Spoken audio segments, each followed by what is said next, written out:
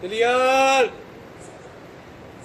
بنا گزین اے بھئیے اے مہاجر. ہاں یہ کچھ ٹھیک تھا. کیوں ٹھیک ہے؟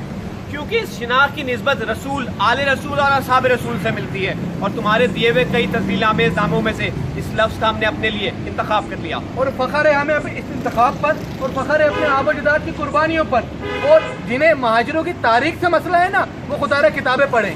ارے اگر انہیں کتابیں پڑھنے کا اتنا ہی شوق ہوتا تو کیا ان کے یہاں بھٹو ابھی بھی زندہ، ان کے ضمیر مردہ، اور کیا اس طرح کے تفضیل آمیز ناموں سے ہمیں پکارتے؟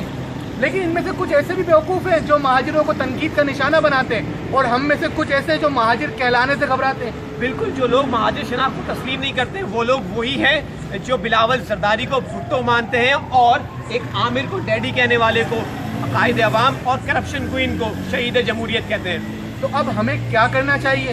بحیثیت مہاجر ہمیں اپنی شناخت سے کترانا گھبرانا بالکل نہیں چاہیے، کیونکہ ہم شیشہ نہیں فولاد ہیں، مہاجر کی اولاد ہیں. آداب.